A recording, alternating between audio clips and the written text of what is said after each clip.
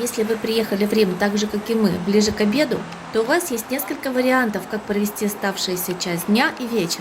Отоспаться с дороги? Нет, это не вариант. Неплохим вариантом будет туристический экскурсионный автобус Рима. Сев на него, вы можете объехать все значимые достопримечательности города. Отличный вариант – это индивидуальная экскурсия с гидом. А можно просто выйти прогуляться в любой исторической части города и сразу же окунуться в его атмосферу. Мы так и сделали и выбрали для себя центр города. Памятник Виттории Эммануэле. Сбоку от него есть дорожка, по которой мы сейчас поднимемся на Капитолийский холм.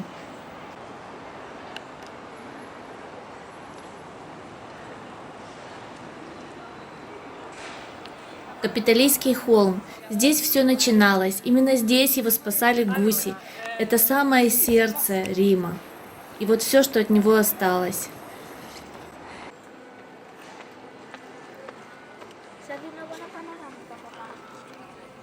Капитолий, или, как говорят итальянцы, Капитолийская гора, это самый пологий из 7 холмов Рима.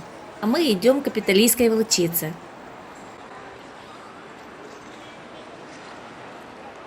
Площадь Капитолия.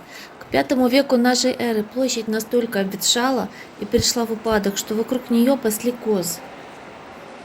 Новую жизнь Капитолийский холм получил в 1536 году, когда работу над проектом поручили Микеланджело. Тогда же, во время раскопок театра Помпея, были найдены и помещены на лестницу статуи Диоскуров.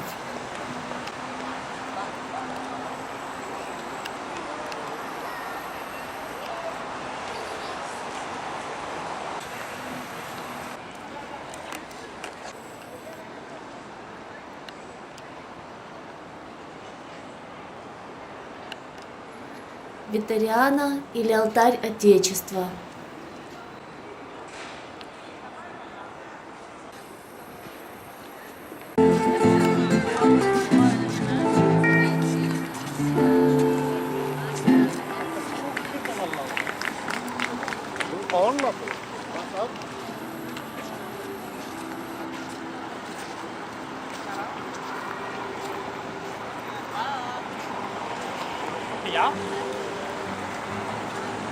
Рынок и форум Трояна уже в вечерней подсветке.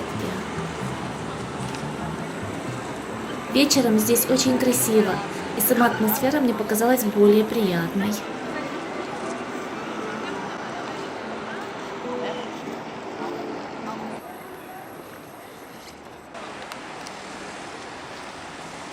Прогуляемся к Колизею и нет, не в отель спать. У нас еще по плану джелатерия.